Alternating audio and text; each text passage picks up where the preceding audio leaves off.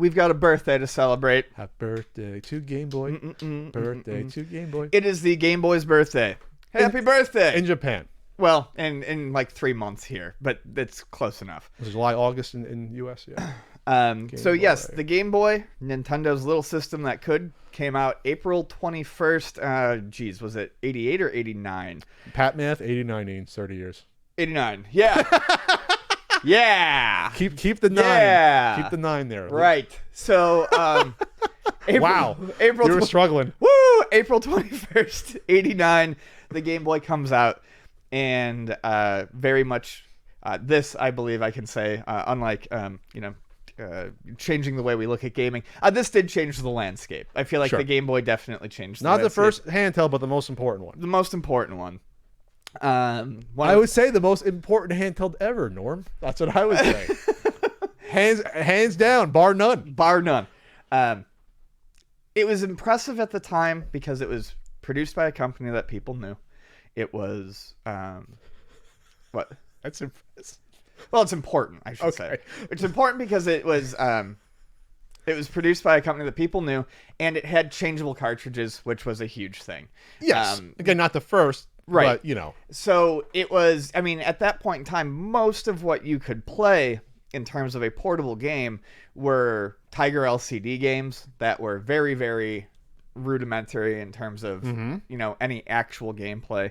And no one had heard of the fucking Microvision. That Microvision that was a blip. That was like a year. Right. In the And early actually, I was 80s. going to bring up Blip, but Blip is electromechanical. But portable games were electromechanical or a lot of times LED based. Yeah. They were very simple. Then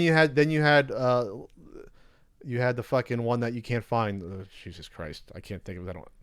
The one with the NTEX. The NTEX Select a game. Yeah. That no one had that. You can't find it. So no one knew about that. And then you had like I just said, the other one. Microvision. Like no one. So We're talking about 8-9 years in between those and the Game Boy. Yeah, I mean, you look at perhaps the dawn of Mattel football, which I think was like 77 or 78. Something like that. 76, 77, they started coming out. Yeah, and then, you finally get to the Game Boy. So, prior to the Game Boy, most easy options were, like I said, rudimentary, one game. Game & Watches. Game & Watches. Tiger LCDs, which started coming out like 86, 87, right around there. I mentioned those. So, to have this come out, and it's one unit, and you can just swap the games. And it's aligned with this company, like you said, that has these properties that can go on. Right, you can take Mario on the go. You're gonna be able to take Zelda on the go. So, and it comes out at a fairly reasonable price too. Especially, I mean, for the time, it was $89.99. That's what it was. I remember that. Yeah, it was $89.99 at launch. Let's do some pat math to see what that is. And I remember that clearly today because the Game Boy was the first system. Did I get that before the Genesis or after?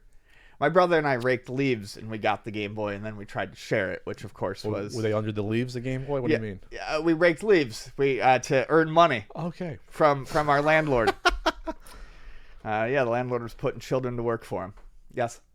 What? $1989. Yeah. In today is, geez, I don't want it in rupee or yen. I want it in USD. Where is it? Where's dollar to dollar? Can you get Zenny? What the hell is going on here? Go on. I thought I had. I don't. Yeah. Anyway, the genius of the Game Boy here, and in terms of just how it gained in popularity, was packing it with Tetris. Absolutely. Tetris had by that point become it was becoming a very big game. There was lots of like shareware and freeware versions. It was packed in on Windows 3.1. There was a lot of freeware and shareware versions packed, done that were free for old computers. You could play it on the early IBMs, stuff like that. And getting a portable official version out there got so many people hooked. And the interesting thing about the Game Boy was, if you wanted to get people hooked on Tetris, instead of showing it to them on, a screen, here, play it. And then you don't get your Game Boy Hear that little back. chime when you put on? Yeah. Bleep, and you go. So that really helped sell it in the U.S. I'm not any sort of Game Boy historian, but it is probably my favorite system, second to the PC Engine, and it's one of the only systems I still buy stuff for today. So $90 it was, $89.99. Yeah. That's $184 today. So that's pricey. Oh, it is. And that's why I didn't have it, because you know why? That's what I think an NES console set just for the console cost about that by that point in time. So Pat didn't have one. All my friends did. Not bitter about it. I understand. I don't think my parents wanted to face another console with having cartridges. Sure. Well, because the games were cheaper, but they weren't dirt cheap. That's why when I was young, What were the games, like $20 to $30? I think they were 20 to 30. I think they were 30, $29.99. But when my brother and I, that's why when my brother and I were growing up, we didn't have many games for the Game Boy. I think we had like 4 or 5, and it was because And Tiger LCDs were like 15 to 20, something like that. Yeah. We didn't have many games because we bought that with money that we went and earned by raking leaves, and my parents didn't want anything to do with it. Sure. They were already buying games for the Nintendo. They were still playing the Nintendo. You know, they loved it. I remember they were like, "Oh, the screen is small and it looks awful." Yeah. They didn't want to get invested in that. They probably don't understand that buying Pat the $15 Double Dragon Tiger LCD is not the same experience as playing Super Mario Land. It's like entirely different. But Yes. They probably didn't get that. No, and I don't think my parents necessarily did either. Damn it, parents, you didn't Which get is that? fine. But yeah, so the longevity of the Game Boy is pretty impressive. It also depends on how you want to look at it. But technically, the Game Boy ran from 1989 to 2003. That covers everything with the Game Boy name. So the Game Boy Color was obviously by then. Game Boy Color, Game Boy Advance, Game Boy Advance SP. And I understand why it's all considered the same line, because you consider Advance part of the line. Just, all the way up to SP I do, because it will you can play them. because it'll play everything. I'm just talking about when did they stop producing the games for them? I don't know. It says discontinued 2003, so I'm not sure. But that would be probably the Game Boy Colors and Pockets at that point, or the Colors. Well, and advances. Yeah. So you mean actual black and white? I don't think there's a real easy way to determine that, because they just keep going, because there was that transition period too. The color. They went from black and white gray cartridges to black cartridges that work on both. Yes. And then the color clear didn't work. So yeah, I mean, I don't think there was any official just chop up. So this discontinued. That has to be for the Game Boy Color. That would be for the Game Boy Advance. Like discontinued in 2003? I say, maybe Are you that's sure? Just, maybe that's just Game Boy Color. You're right. Yeah. I was saying, sorry, Game Boy Color. Yeah, so that's 14 years.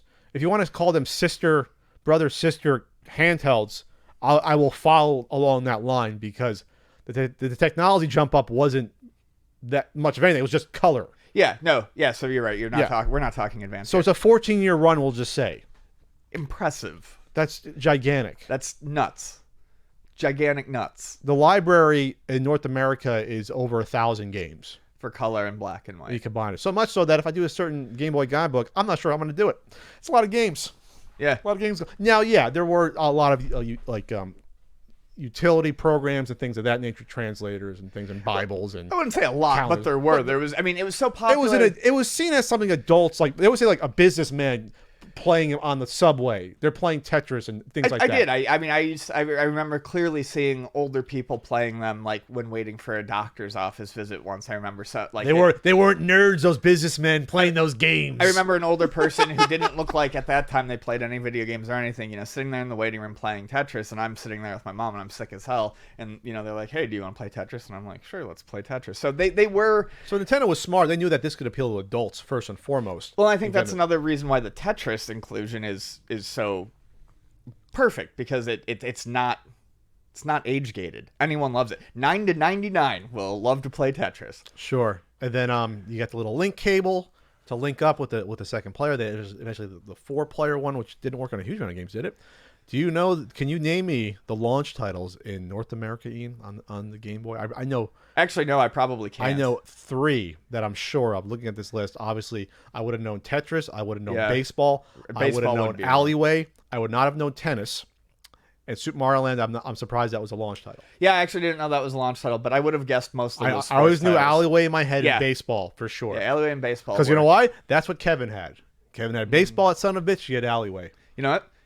Kevin never had a Game Boy when I was growing up. It was one thing I had on Kevin. Well, he had over his stupid freckled face. What did he have, freckles? Yeah, he did at some point. Kevin did. Light ones. Blonde hair, freckles. You're a fucking shitty person. Yeah. All right. Anyways, so Dumb Yankees cap. What?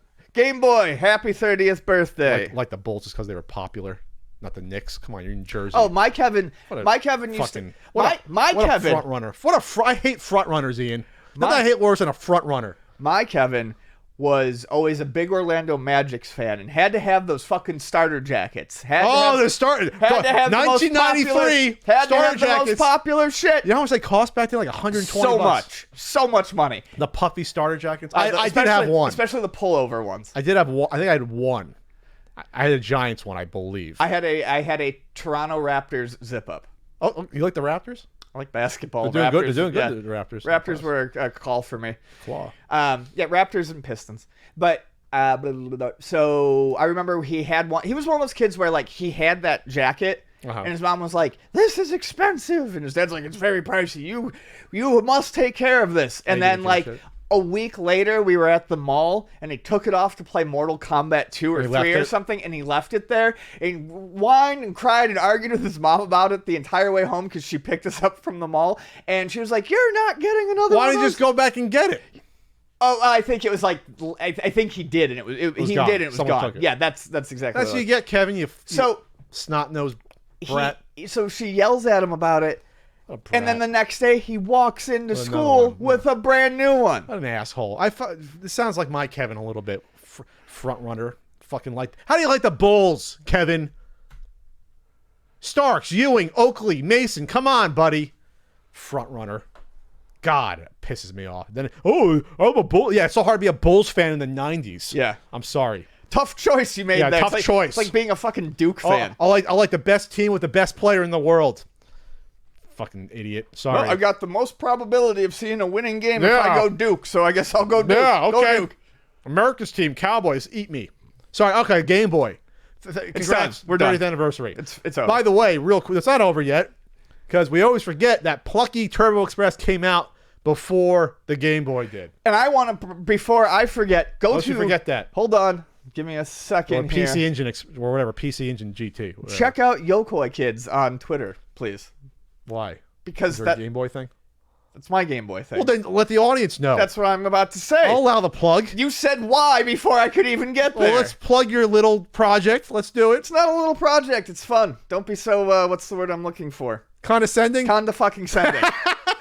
Conda-fucking-sending is the word I'm looking for. Go to Yokoi Kids, at YOKOI Kids, and join our fun club today. It's a Game Boy club. It's a Game Boy club. one game a month. And then we write about it. They write about it? We don't even necessarily write about it. You can, like, submit art or a mini game. It's just it's like a Game Boy fetish club. We've had people who write songs about the game of the month.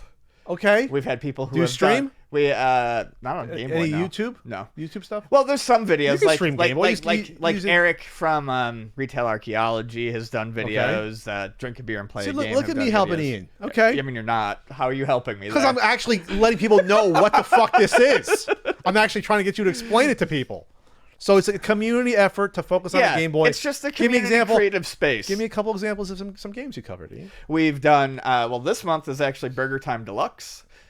We've done Super Mario Land, of course. Okay. We did Speedy Gonzales, which was awful. Did you Quirk? We did Quirk. That was my first choice, actually, was Quirk. Well, look at Pat knows that. Quirk is fantastic. So we did Quirk. We did Bomberman. Okay. Let's see, what else have we done? Jesus, we've done a lot. We did Gremlins 2 for Halloween. Uh-huh. We need to start picking some games that are a little bit more impressive overall. Sure. But all right. Yeah, so we've done a lot. So yeah, if you enjoy the Game Boy, come hang out with us. Come hang out. All right, what's next? You're welcome. Thank you.